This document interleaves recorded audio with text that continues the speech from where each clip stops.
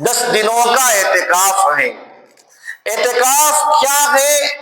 اعتکاف اصل میں کیا ہے؟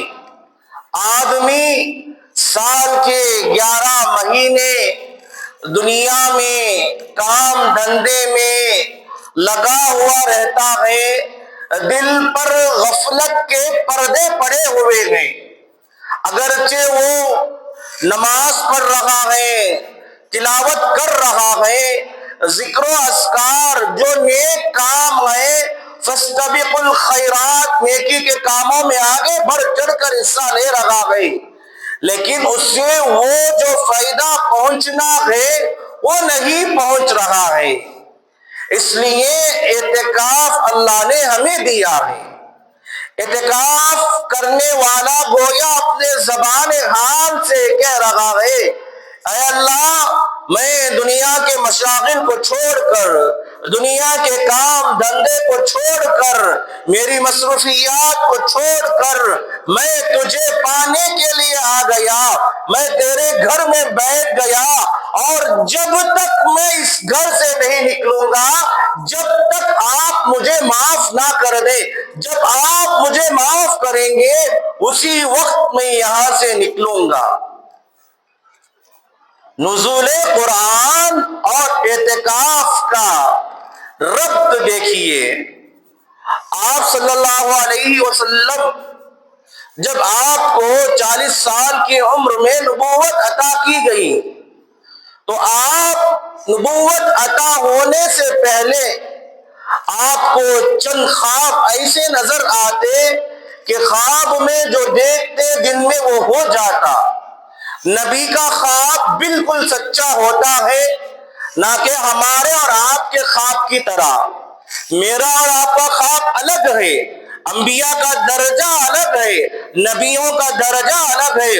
اس میں انبیاء میں سب سے بڑے نبی، لاڈلے پیغمبر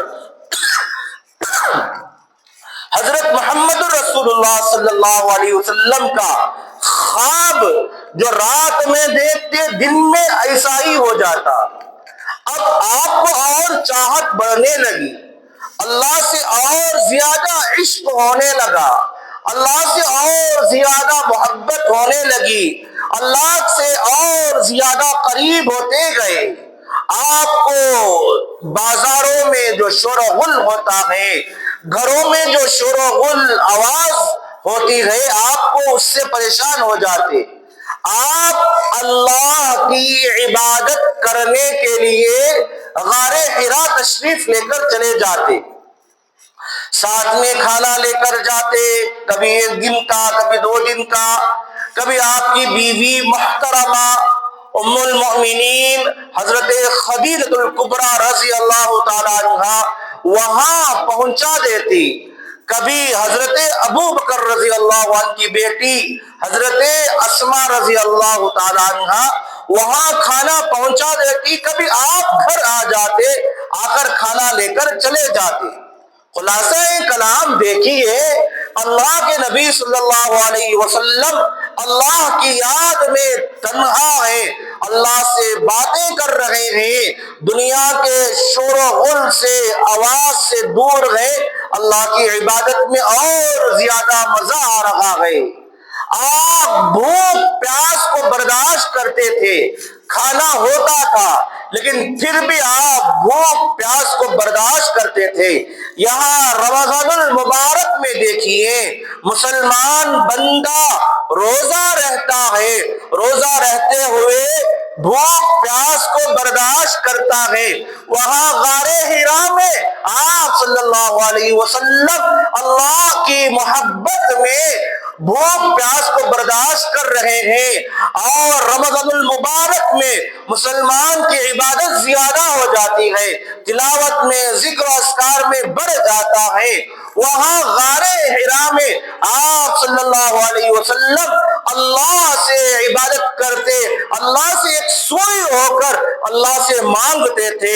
اب جب دیکھا گیا کہ اللہ کے نبی صلی اللہ علیہ وسلم غار حرا میں جو عبادت کر رہے ہیں وہ بندے کو رمضان المبارک میں روزے کی حالت میں میسر ہے، آپ بھوکے پیاسے رہ کر غار حرا میں عبادت کرتے تھے۔ مسلمان رمضان المبارک میں بھوک پیاس کو برداشت کرتا ہے، آپ غار حرا میں عبادت کرتے تھے، مسلمان مساجد میں عبادت کرتا تھا۔ اب تنہا ایک ایسی عبادت باقی رہ گئی جس کی ضرورت تھی، آپ اکیلے وہاں جاتے تھے۔ وہ اکیلے جانے کو ہی اللہ تبارک و تعالیٰ نے ہمیں اعتکاف کی شکل عطا فرمایا۔ بندہ اعتکاف میں اکیلا رہتا ہے تاکہ نزول قرآن کے وقت آپ صلی اللہ علیہ وسلم کو جو کیفیات محسوس ہوئی وہ معتکفین حضرات کو میسر ہو۔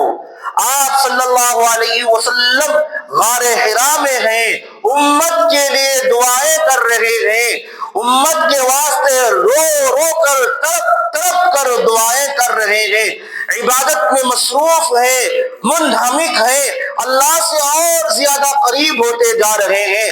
اعتکاف میں بیٹھنے والے جس طریقے سے محمد الرسول اللہ صلی اللہ علیہ وسلم اللہ سے قریب ہو گئے، یہاں تک کہ آپ کی اس عبادت کو دیکھ کر، آپ کے نماز پڑھنے کو دیکھ کر، آپ سے اللہ کے عشق کو دیکھ کر، آپ سے جو غائبانہ جو تنہا عبادت کرتے تھے، اللہ کو یہ ادا اتنی پسند آئی، اللہ فوراً ملائکہ حضرت جبرائیل علیہ السلام کو بھیجا، جاؤ میرے بندے پر قرآن نازل کرو۔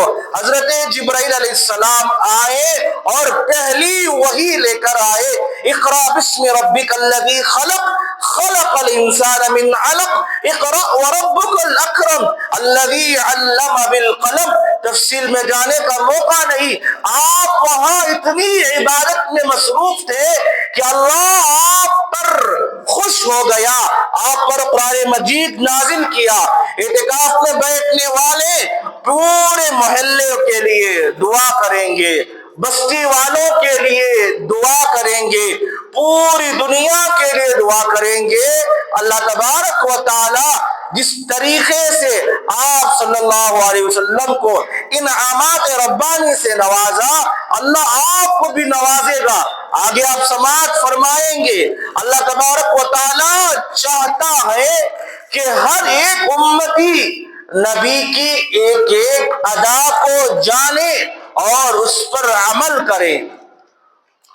دیگر مذاہب میں رہبانیت کو عبادت سمجھا جاتا ہے، جیسے عیسائیت میں ہے، رہبانیت اسے کہتے ہیں کہ تمام آدمیوں کو چھوڑ چھاڑ کر کہیں دور جنگل میں چلے جاؤ جہاں کوئی آتا نہ جاتا ہو، وہاں جا کر اللہ کی عبادت کرنا۔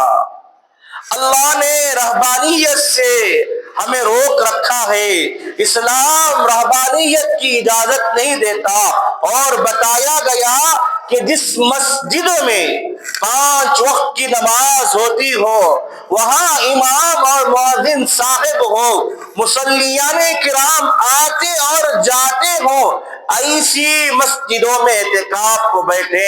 اگر ایسی مسجدیں نہیں، لوگ کم آ رہے ہیں، کوئی نہیں آ رہا ہے، آپ اگر بیٹھ جائیں گے رہبانیت کے مشابہ ہو جائیں گے۔ اسلام رہبانیت سے منع کیا ہے، اسلام رہبانیت سے روکا ہے، لہذا جہاں 5 وقت کی نماز با جماعت ہوتی ہے، جہاں امام صاحب اور مؤذن صاحب رہتے ہیں، جہاں مصلیان کرام آتے ہیں، وہاں اس جگہ اعتکاف کرنا ہے۔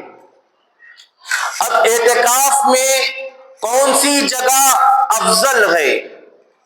اعتکاف میں سب سے پہلے مسجد حرام، دوسری مسجد النبوی صلی اللہ علیہ وسلم، تیسری جگہ مسجد